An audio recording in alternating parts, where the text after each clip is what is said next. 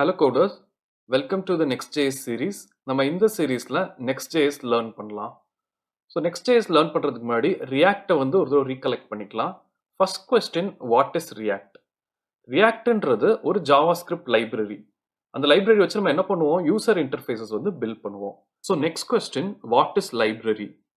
லைப்ரரின்றது ஒரு சிங்கிள் பர்பஸ்க்காக அதை டெவலப் பண்ணியிருந்தாங்கன்னா அதை நம்ம லைப்ரரி அப்படின்னு சொல்லுவோம்.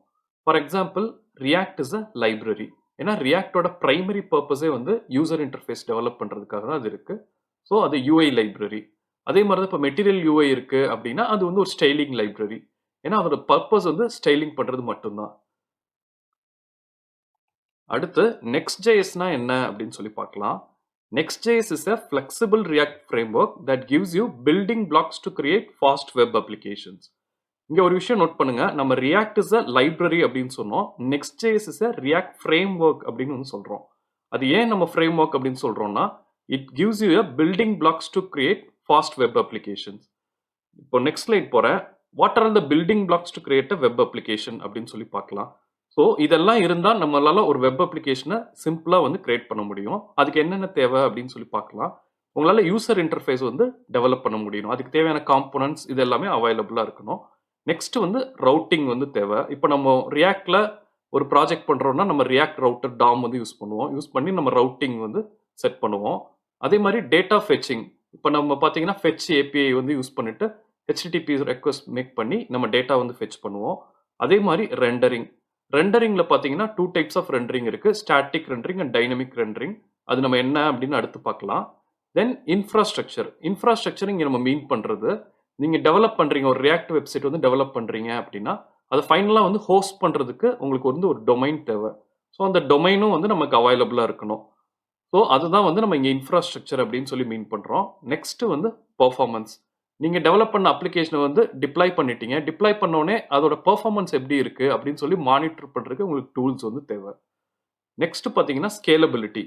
ஸ்கேலபிலிட்டினா என்னன்னா, நீங்கள் ஒரு வெப்சைட் வந்து டெவலப் பண்ணுறீங்க, டெவலப் பண்ணி டிப்ளாய் பண்ணுறீங்க. நீங்கள் நான் டெவலப் பண்ணும்போது நினைக்கிறீங்க அது ஒரு 10,000 யூசர்ஸ் வந்து யூஸ் பண்ணுவாங்க அப்படின்னு சொல்லிட்டு. பட் ஃபைனலாக பார்த்தீங்கன்னா ஒரு 1 lakh யூசர்ஸ் வந்து அதை யூஸ் பண்ணுறாங்க அப்படின்னா நீங்க எங்க டிப்ளாய் எந்த டொமைன்ல டிப்ளாய் பண்ணிருக்கீங்களோ அந்த சர்வர் வந்து ஸ்கேலபிளா இருக்கணும். இந்த லோடை வந்து மேனேஜ் பண்றதுக்கு அது வந்து ஸ்கேலபிளா இருக்கணும்.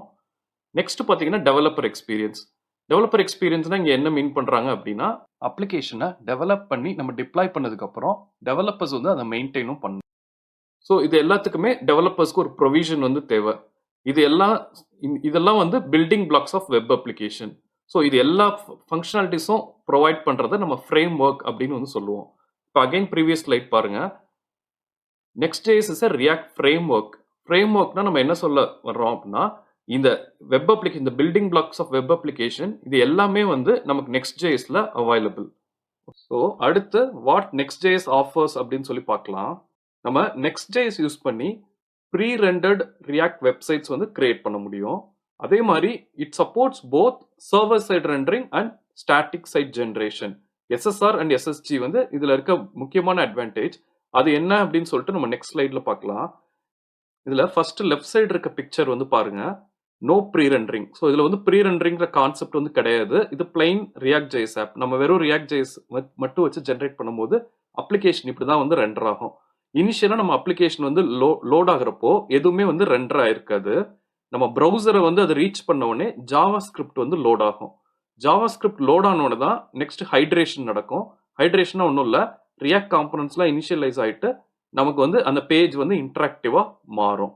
ஸோ இந்த ப்ராசஸை வந்து நம்ம ஜென்ரலா ஒரு சிம்பிள் ரியாக்ட் அப்ளிகேஷன் கிரியேட் பண்ணோம்னா இது மாதிரி தான் வந்து ஒர்க் ஆகும். இனிஷியல் லோடிங்ல ஆப் ரெண்டர் ஆகல, ஹைட்ரேஷன் ப்ராசஸ்ல தான் வந்து ஆப் வந்து ரெண்டர் ஆயிருக்கு.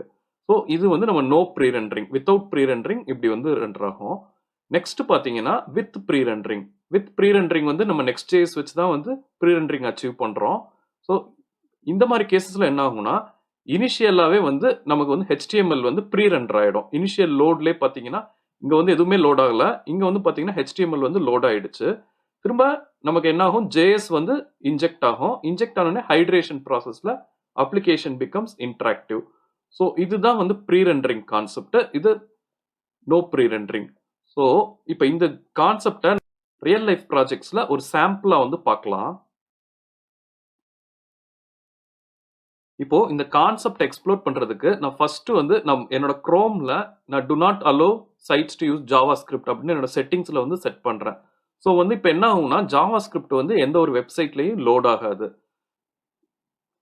ஸோ இப்போ டூ வெப்சைட்ஸ் எடுத்திருக்கேன். ஒன்று வந்து நம்ம ப்ரீவியஸாக ஃபயர்பேஸ் அப்படின்னு ஒரு சீரிஸ் பண்ணோம். சீரிஸ் பண்ணிட்டு அந்த நம்ம பண்ண ரியாக்ட் ப்ராஜெக்டை ஃபயர்பேஸில் டிப்ளாய் பண்ணோம். அந்த வெப்சைட்டையும் இன்னொன்று வந்து நெக்ஸ்ட்.jsல நெக்ஸ்ட்லேயே வந்து கிரியேட் பண்ண ஒரு அவங்களே கொடுத்துருக்க ஒரு சாம்பிள் வெப்சைட்டையும் வந்து எடுத்திருக்கேன். இப்போ ஃபர்ஸ்ட் இதை அதாவது நம்ம பிளாக் நம்ம கிரியேட் பண்ண ரியாக்ட் பிளைன் வெண்ணிலா ரியாக்ட் இதை நான் இங்கே வந்து ஓப்பன் பண்ணியிருக்கேன். பார்த்துக்கோங்க, நான் ஜாவா ஸ்கிரிப்ட் வந்து டிசேபிள் பண்ணியிருக்கனால இந்த ஆப் வந்து லோட் ஆகாது. You need to enable JavaScript to run this app அப்படின்னு சொல்லி வரும். அதே இது நான் நெக்ஸ்ட் டேப்ல வந்து Next.jsல அதாவது இப்போ வந்து என்ன ஆகும் அப்படின்னா நம்ம நெக்ஸ்ட் யூஸ் பண்றப்போ ஆல்ரெடி வந்து நம்ம ஸ்கிரீன் வந்து ப்ரீ ரெண்டர் ஆயிருக்கும். ஸோ தட் நமக்கு ஜாவா ஸ்கிரிப்ட் வந்து லோட் ஆகலை அப்படின்னாலும் இங்கேயும் பாருங்க ஜாவா ஸ்கிரிப்ட் வந்து டிசேபிளாக தான் இருக்கு. பட் நமக்கு வந்து இந்த பேஜ் வந்து லோட் ஆயிருக்கு. ஸோ இப்போ இந்த கேசஸ் தான் வந்து அங்கே நடந்திருக்கு. ஃபர்ஸ்ட் கேஸில் நான் வெறும் பிளைன் ரியாக்ட் ப்ராஜெக்ட் வந்து யூஸ் பண்ணியிருக்கேன். யூஸ் பண்ணோன்னே நான் ஃபர்ஸ்ட் ஸ்டெப் வந்து ஜாவா ஸ்கிரிப்ட் வந்து இப்போ டிசேபிள் பண்ணியிருக்கேன். அதாவது ஹைட்ரேஷன் வந்து நடக்காது. ஹைட்ரேஷன் நடக்காதனால நமக்கு ஆப் வந்து பிளாங்கா வந்து லோட் ஆகுது. நெக்ஸ்ட் கேஸ்ல பாத்தீங்கன்னா இங்க வந்து ப்ரீ ரெண்டர் ஆயிருக்கு. ஆல்ரெடி ப்ரீ ரெண்டர் ஆயிருக்கனால நமக்கு வந்து அந்த பேஜ் வந்து விசிபிளா இருக்கு. ஜேஎஸ் வந்து லோட் ஆகல.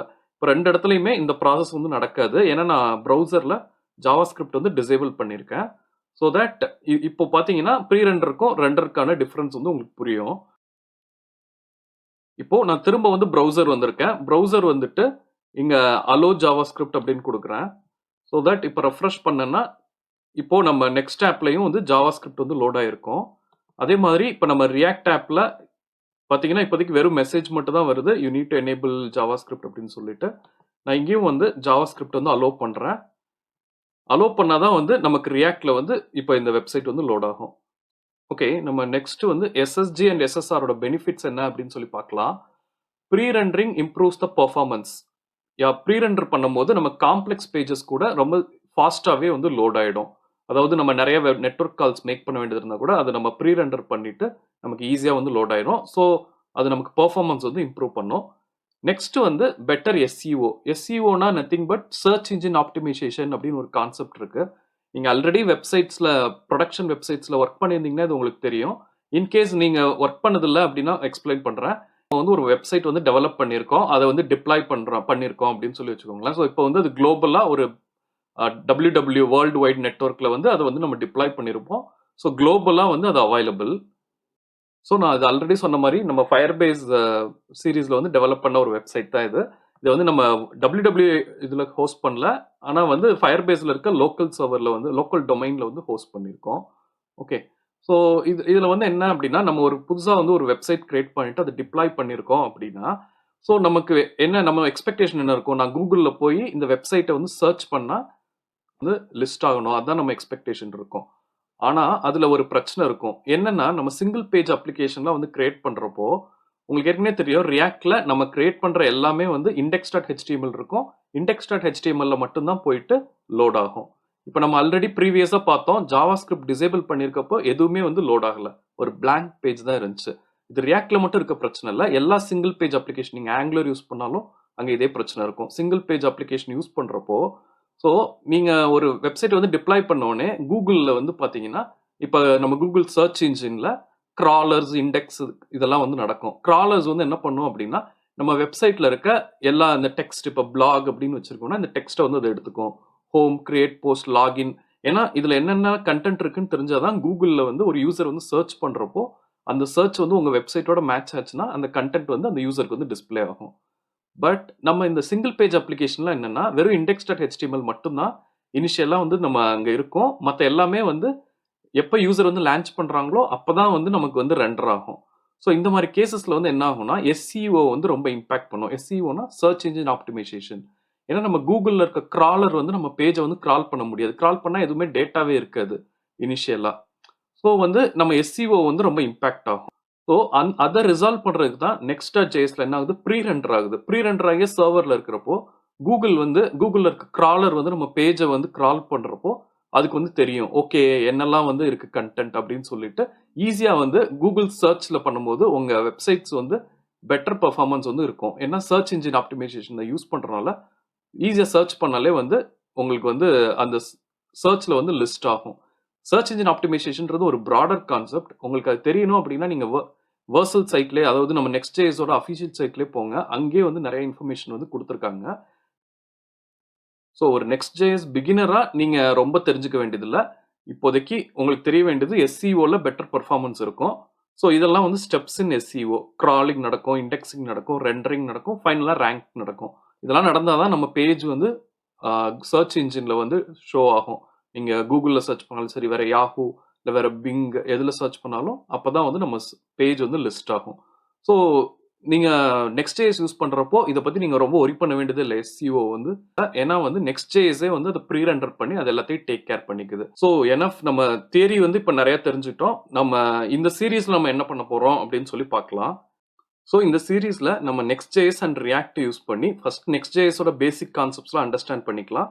அதை அண்டர்ஸ்டாண்ட் பண்ணும்போதே வந்து நம்ம இந்த மாதிரி ஒரு சாம்பிள், ஒரு சிம்பிள் வெப்சைட் வந்து கிரியேட் பண்ணலாம். கண்டிப்பா வந்து உங்களுக்கு வந்து React வந்து தெரிஞ்சுக்கணும். React நீங்க இன்கேஸ் React இப்போதான் லேர்ன் பண்றீங்க அப்படின்னா நம்ம சேனல்லே பார்த்தீங்கன்னா 2 பிளேலிஸ்ட் வந்து இருக்கு. React பேசிக்ஸ் இருக்கு, நம்ம இன்னொன்று React.js வெப்சைட் டெவலப்மெண்ட்னு ஒரு பிளேலிஸ்ட் இருக்கு. ஏன்னா கண்டிப்பா வந்து உங்களுக்கு React தெரிஞ்சாதான் நெக்ஸ்டோட கான்செப்ட் வந்து அண்டர்ஸ்டாண்ட் பண்ணிக்க முடியும். ஸோ அது வந்து நமக்கு மேண்டேட்ரி. ஸோ இப்போ நீங்க பார்க்குற சைட் வந்து நான் Next.js வச்சு தான் இதில் கிரியேட் பண்ணியிருக்கோம். ஸோ இந்த அப்ளிகேஷனை நம்ம வந்து கிரியேட் பண்ணலாம் இந்த கோர்ஸில். ஸோ இப்போ பார்த்தீங்கன்னா இதில் வந்து நமக்கு நேவிகேஷன் வந்து ஒர்க் ஆகும். அபவுட் ஸ்க்ரீன் போகலாம், கான்டாக்ட் ஸ்க்ரீன் போகலாம். ஸோ அதே மாதிரி இங்கே கோ டு யூசர்ஸ் இருக்குது. இதை டேப் பண்ணிங்கன்னா, இதை டேப் பண்ணோன்னா நமக்கு நெக்ஸ்ட் பேஜ் வந்து ஓப்பன் ஆகும். இதை கிளிக் பண்ணுறோம் அப்படின்னா அந்த இங்கே இருக்கிறதெல்லாம் யூசர் நேம்ஸ். அதை கிளிக் பண்ணும்போது அந்த யூசர் டீட்டெயில்ஸ் வந்து லோட் ஆகும். ஸோ இது மாதிரி வந்து ஒரு அப்ளிகேஷன் வந்து கிரியேட் பண்ணலாம். இது கிரியேட் பண்ணுறப்போ உங்களுக்கு கம்ப்ளீட்டாக இப்போ நம்ம இந்த ஃப்ரேம் ஒர்க்கில் பார்த்த ஆல்மோஸ்ட் எல்லா கான்செப்டும் வந்து உங்களுக்கு நல்லாவே புரிஞ்சிடும். ஓகே, இப்போ நான் விஷுவல் கோட் ஓப்பன் பண்ணுறேன். ஓப்பன் பண்ணிவிட்டு என்னோட பாத்துக்கு வந்து போகிறேன். நான் டெஸ்க்டாப் நெக்ஸ்ட்னு ஆல்ரெடி ஒரு ஃபோல்டர் கிரியேட் பண்ணியிருக்கேன். அந்த பாத் போயிட்டு ஸோ இங்கே npx create நெக்ஸ்ட்னு கொடுக்கணும். நம்ம இது வரைக்கும் ரியாக்ட் ஆப் கொடுத்துருவோம். ஸோ இப்போ வந்து கிரியேட் நெக்ஸ்ட் ஆப் அப்படின்னு கொடுக்கணும். கொடுத்துட்டு நான் இங்கே ஃபர்ஸ்ட் ப்ராஜெக்ட் வந்து கிரியேட் பண்ணுறேன். ஹலோ நெக்ஸ்ட் அப்படின்னு போடுறேன். ஓகே, ஸோ இன்கேஸ் வந்து நீங்கள் ஃபர்ஸ்ட் டைம் வந்து பண்ணுறீங்க அப்படின்னா நீங்கள் இது கிரியேட் அதே வந்து கேட்கும் என்ன பேக்கேஜ் வந்து இன்ஸ்டால் பண்ணணும் அப்படின்னு சொல்லிட்டு நமக்கு விஎஸ் கோட்லேயே வரும். நீங்கள் அந்த பேக்கேஜ் வந்து இன்ஸ்டால் பண்ணீங்கன்னா நெக்ஸ்ட் வந்து ப்ராஜெக்ட் வந்து கிரியேட் பண்ணிடலாம். அதுக்கு முன்னாடி வந்து Node.js இன்ஸ்டால் பண்ணியிருக்கீங்களான்னு பார்த்துக்கோங்க. கண்டிப்பாக வந்து Node.js வந்து mandatory. Latest version of Node.js வந்து இன்ஸ்டால் பண்ணிக்கோங்க. ஸோ இப்போ எனக்கு வந்து ப்ராஜெக்ட் கிரியேட் ஆகிடுச்சு. ப்ராஜெக்ட் கிரியேட் ஆனோடனே நான் இங்கே போயிட்டு சிடி பண்ணி அந்த பாத் வந்து போனோம். ஸோ பார்த்தீங்கன்னா இங்கே ஹலோ நெக்ஸ்ட்ன்னு இருக்கு. ஸோ நான் அதுக்குள்ளே போகிறேன். அதான் என்னோட ப்ராஜெக்ட் டைரக்டரி. ப்ராஜெக்ட் டைரக்டரிக்குள்ளே போயிட்டு இங்கே வந்து கமாண்ட் நம்ம அங்கே வந்து npm ஸ்டார்ட் வந்து யூஸ் பண்ணுவோம். இங்கே npm run dev அப்படின்னு கொடுக்கணும். ஸோ நான் அதுக்கு முன்னாடி ப்ராஜெக்ட் வந்து ஓப்பன் பண்ணிக்கிறேன். code.dot கொடுக்குறேன். ஓகே, எனக்கு இங்கே ப்ராஜெக்ட் வந்து ஓப்பன் ஆகிடுச்சு. நான் இங்கே இருக்க டெர்மினல் போகிறேன். டெர்மினல் போயிட்டு